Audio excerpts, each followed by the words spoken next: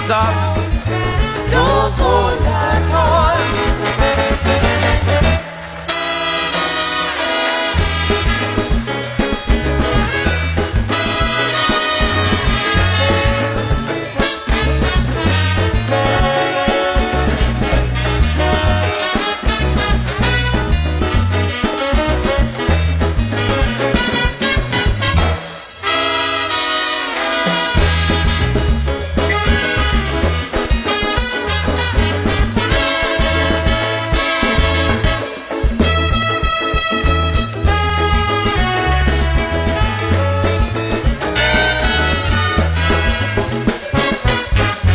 Now well, look, don't talk about the campaign. Some of them speakers could give you gripe.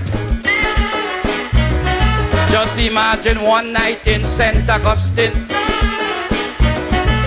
a woman boasting about she husband pipe. But with all the boast she was boasting, I hear the pipe is just a tap. But you know the people who was listening. Mama, yo, if you hear them clap, you know why? Some vote for party, some vote for race. They don't care about the anti and this crisis that we face. Some vote for roti, some will vote for alcohol, some will vote for URP, and some don't vote at all. What you vote for? What you vote for? Huh? Oh, you have vote? You have vote?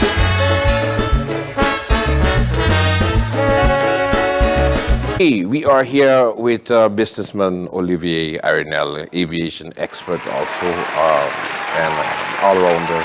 You are in St. Maarten, of course, conducting some business. But besides that, you were heavily involved in politics back in the early 2000s, before we have a new constellation in Parliament. So,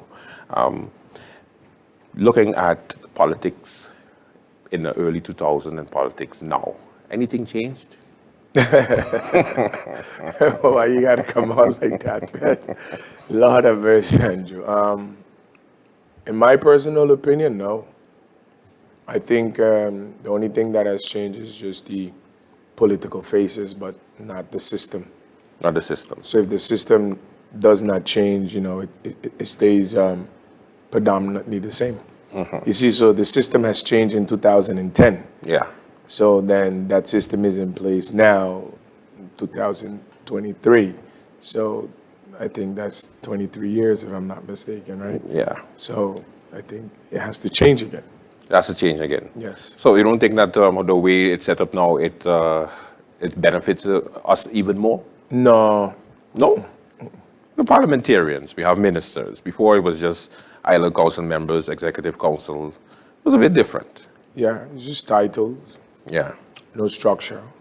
Ah. Constitution that doesn't give you any kind of political nor economic power in the country. So it has not changed at all. As far as the political faces, you've been able to follow the dynamic change of the older parties also, with some new parties coming in. What's your observation on all of those parties? Well, you know, I try not to get involved too much in the political aspect of St. Maarten makeup. That's a choice for the people of St. Maarten that votes in St. Maarten. But it's good to hear from someone who've seen it from before. Yeah, I mean, I think St. Maarten needs a new constitution. It needs laws, aviation laws. It needs reform completely of laws, because technically, I had a discussion with someone and they told me, yeah, well, you know, we just transfer laws from the Netherlands into St. Maarten. That's completely illegal. That's what you call a banana republic or a banana country, because you just can't transfer.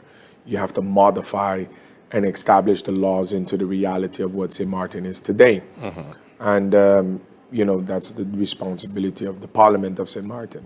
When it comes to the ministerial situation,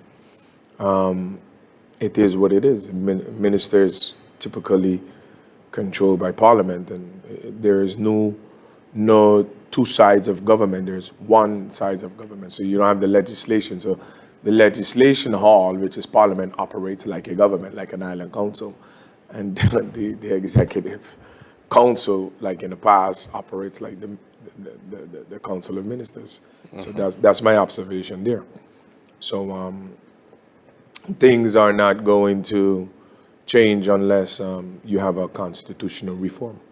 Okay, so you don't believe in the whole electoral reform?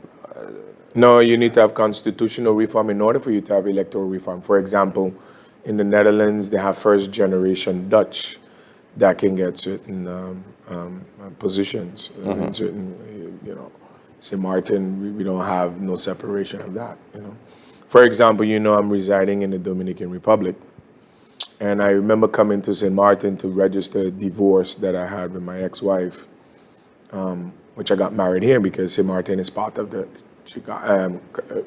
Chicago conventions and the Hague conventions and so much different conventions, so you can get divorced anywhere.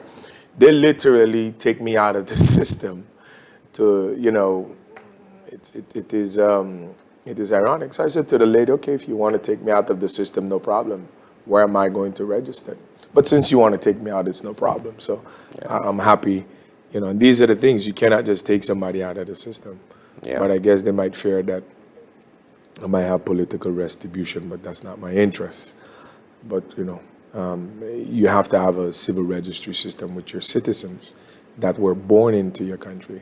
And when I go to the embassy of the Dutch and they kind of look in to see where am I registered in the system, I said, well, you have to speak to St. Maarten because I'm living in the Dominican Republic.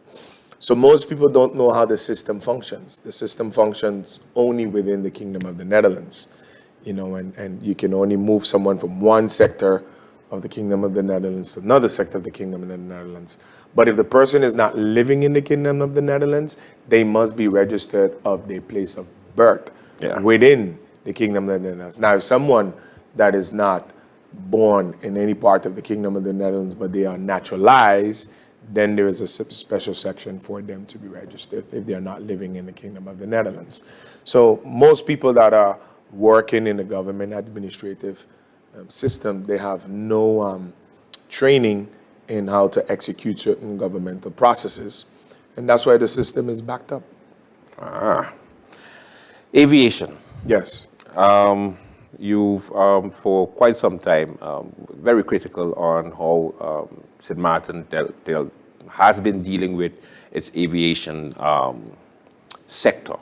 Because, again, this is something that we inherited from the Netherlands Antilles, and we then have our own aviation department. But the functioning of the department, you've been always critical of how they function and getting our rating system back to how it's supposed to be. Correct. Have we done anything better? No, I mean, for the past 23 years, St. Maarten has been in a category that it's a category 2, which is an IASA category 2, which is a FAA rating, and it will remain there until laws are developed. There's no aviation regulation in St. Maarten. Not even your airspace you get paid for. So KLM had a problem with its landing gear, so many different issues that's going on in aviation in St. Maarten. Remember that I tried to start an airline here, and I decided I'm not going to fight ignorance, so I left and I went to Curaçao. There I really fought. I bring down 2 governments in Curaçao as well, and I paralyzed Curaçao system that where Insular doesn't exist anymore. So I'm done with that, and when I finished there, I left and I went to the Dominican Republic. I became a citizen there, very happy. And there I'm busy with changing laws and certain things and aspects that things are being done and very respectable in there. Most people are like, yeah, when we are going to see Ava Airways flying? I always tell people what you see is not always the reality. Because if the grass is green on the other side, it's usually fake. The point is I'm making money, I'm happy. I'm there. I have a brand that is executed worldwide and it's being done. And that's pretty much satisfying for me. I have reservation systems that are making money. I have shares in other companies. I diversify very well. Ava Airways is a personal brand of mine that I name after my daughter by sitting at Sunset Beach Bar, seeing US Airways landed, and Ava Airways came to mind. So that is a brand because it's attached to my daughter's name and it has a legacy. You have to be very careful on how you expand that brand into the market aspect. But besides that, people don't see the fact that I had to be an immigrant in the Dominican Republic. I had to live there. I had to become a resident, then become a citizen. So it takes a quite long process. But time have always been on my side because I remain young. All of my opponents who were against me, if you look at their life at the present moment and you compare to mine, you will obviously see the result of their life in comparison to my life. You can tell the balance and you can make the decision which are the best to follow. So you will always, have persons that don't like you because hate usually hide within love. So not because someone love you, that means that they don't hate you. So it's usually hide within that aspect of the situation. Now, with all the critique that I've done throughout the years, you know that I was the first guy that had a political party here with Johan van Heinigen, who passed away, and some Mitchell and Sajao. We had 4 people, 3 persons on our list. I gained 20 votes, and that was in 2007. I was 24 years old, and my party got 30 votes, and those 30 votes was the decision factor that could not allow the National Alliance to become the Executive Council. So for me, I made that history. I set the trend for young people, small parties for also. young people and small parties to come out. So every new party there is in St. Martin, I set that trend, and I'm happy about that. So my history is within that aspect. And that's pretty much what I like, because that breaks up the 2-party system and created democracy. So St. Martin has now more than 2 parties. Today, you can see lots of parties coming out. Who did that? Olivier Arrindell. So I'm happy about that. But for that to work properly, you must have a constitutional reform with voting reform. Would you like to hear what my ideas around that is? Yeah, that's the idea. For example, I'm from Colby. No one in Dutch Quarter, St. Peter's, or nowhere else in St. Martin knows me. So why should I have to do a campaign in those other constituencies? We should have all the districts breaking down into constituencies, and everyone that is from, different political party that is from that district where you are, they fight for the battleground on that area to become the representative of Parliament for that district, because you have 15 seats, because there is 15 what? Districts, right? That's how you have to break it down. When it comes to the government itself, you can have persons that are running to be prime ministers. And I think that the person to be a prime minister in St. Martin should only be born in St. Martin. You cannot be born outside of St. Martin to be a prime minister. You have to be born in St. Martin, and you can run 2 terms and with an extra term, depending on how you win the second election. If you win the second election with a landslide majority, then you can go a 3rd term, just in case. That's a thought. And if you win as the prime minister versus 10 people running for prime minister, whoever won, the top 2 in the first round, they go for the second and then win again. Then the prime minister selects her cabinet or his cabinet, and those persons run the country, and they can get impeached by Parliament if you don't like a minister or whatnot. Then you have continuation for a strong 4 years. Then you have no fear of, Retribution. or whatnot. That's democracy. That's democracy. That's what you think. That's how it's supposed to go. That's your thoughts. My thoughts, yes. Sorry. So the separation between Parliament and also the executive branch of government, having those 2 separated is a better democracy. Because you have the Parliament is a system that is to legislate. Yeah. If you're going to have a parliamentary system, the word parliamentary is British, then you have to do it like British. Then the executive branch is part of parliament. But it works in the Netherlands. The Netherlands is a functioning system that doesn't work. It may appear to you that it works, but it doesn't work. Because there's a lot of disgruntled Dutch people. Yeah. It's not working. You understand what I'm saying? Rutte is an illegal prime minister. Yeah, because there's a deadlock in. Exactly. So therefore, that's what this system creates. So that's no democracy. That's a dictatorship within the confines of the law. Correct. Okay. Electoral reform is on the agenda for this election. So people are talking, to give their different takes. Election reform has been there for a long time in discussion since 2010. But you can't have election reform without reforming the Constitution. Yeah. Because election reform is written within the Constitution. The Constitution was written by those that are no longer in power and was not expecting this result. Because it was written with the consultation of the Dutch that wanted the system to be this way. Yeah. That way they can profit over it. But the Constitution needs to be reformed.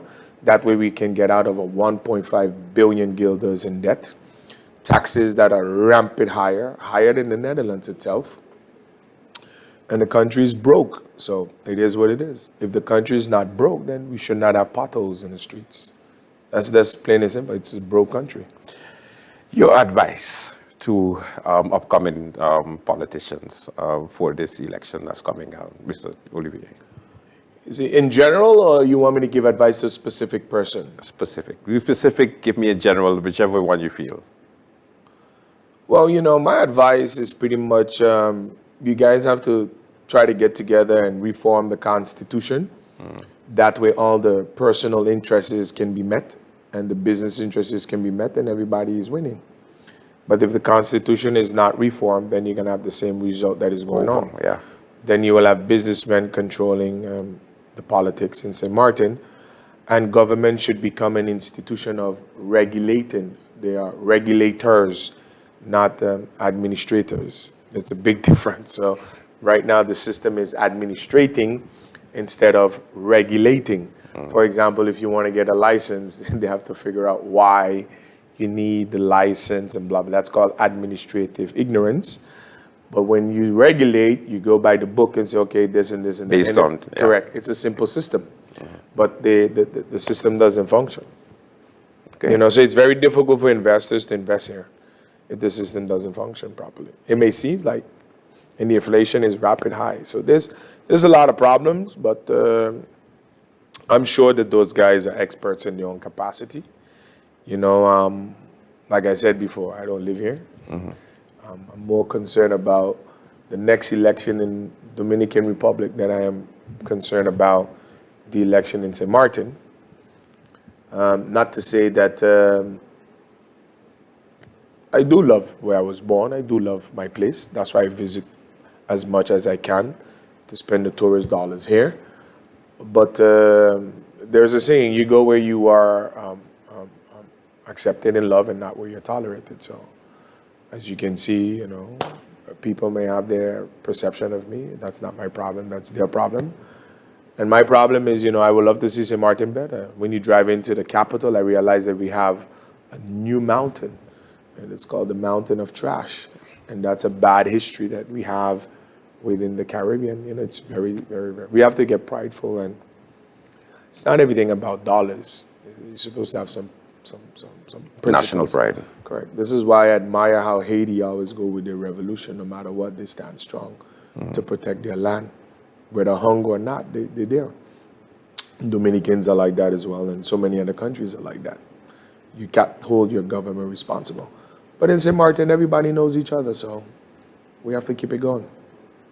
Thank you, sir. Thank you so much for having me as well. Appreciate it.